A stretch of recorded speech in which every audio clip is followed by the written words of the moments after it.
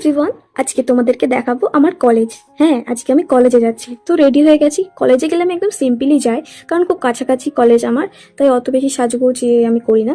তো এত রোদ ছিল, তাই জন্য ছাতা মাথায় দিয়ে বেরিয়ে পড়লাম বাড়ি দিয়ে।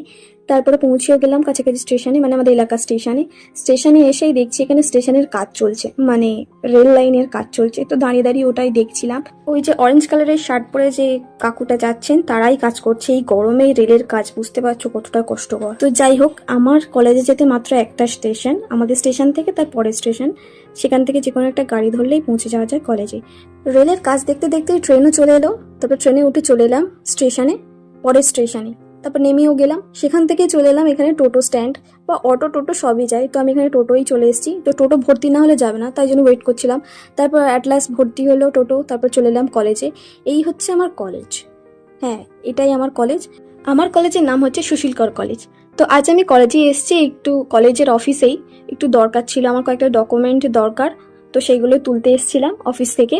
আর এখন তো গরমের ছুটি চলছে, তো অফিসিয়াল কাজ ছাড়া কলেজে কোনোই কাজ হচ্ছে না। তো কলেজের অফিসটাই খোলা। তারপর কাজ শেষ করেই বাইরে দেখি কোনো অটো টোটো কিছুই নেই। তো কিছুটা হাঁটলেই অটো টোটো স্ট্যান্ড আছে।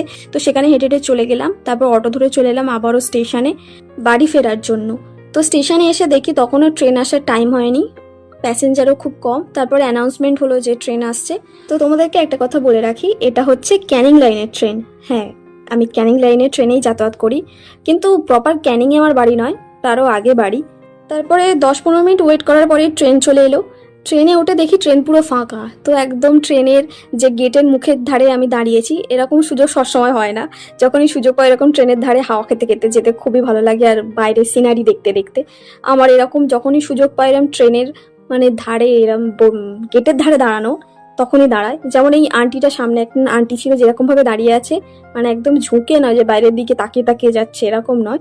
এরকম ভিতরের সাইডে হেলান দিয়ে দাঁড়িয়ে দাঁড়িয়ে চারদিকে সিনারি দেখতে দেখতে যেতে আমার খুব ভালো লাগে। মানে ঘর বাড়ি, মানে কি ছোটবেলা থেকে এই জিনিসটা আমার খুব ভালো লাগে, জানি না কেন। আর তোমরা হয়তো অনেকেই ভাবছো এই সিনারিটা ছাড়া আমার সবকটা ভিডিও কেমন নিচু নিচু করে নেওয়া।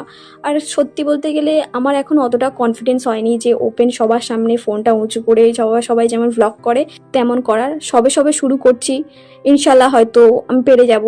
সত্যি বলতে এখন সবার সামনে ক্যামেরা উঁচু করে ভিডিও করতে কেমন একটা লজ্জা লাগছে, কারণ এরকম তো কখনো করিনি। আস্তে আস্তে চেষ্টা করব ফুল একদম সবাই যেমন ভ্লগ করে তেমন করার, কারণ ভ্লগ করতে আমার ভালো লাগে। কারণ আমি না ইন্ট্রোভার্ট টাইপসের মানুষ, আমি লোকের সাথে কথা বলতে পারি না। আমার কোনো বন্ধু বান্ধবীও নেই, অত আছে মানে ক্লোজ বেস্ট ফ্রেন্ড বলে কেউ নেই। তো আমি এরকম একা একা বকতে বা এইসব ভ্লগে সবাই কথা বলে, এই জন্য বেশি ভালো লাগে। তো তারপর এই সিনারি দেখতে দেখতেই স্টেশনে চলে এলাম। পরবর্তী অন্য ট্রেন আছে বলে গেট পড়ে আছে, তাই গেটের তলা থেকেই চলে এলাম। হেঁটে হেঁটে যাচ্ছি, কারণ আমাদের বাড়ি স্টেশন থেকে মাত্র 5-6 মিনিট দূরে হয়তো। তো হেঁটে হেঁটেই গেলে বেশি সুবিধা, বেকার বেকার গাড়িতে যাওয়া। সত্যি বলতে গেলে এই ভ্লগে যে আমি বকবক করছি, রিয়েল লাইফে এত বকবক আমি করি না।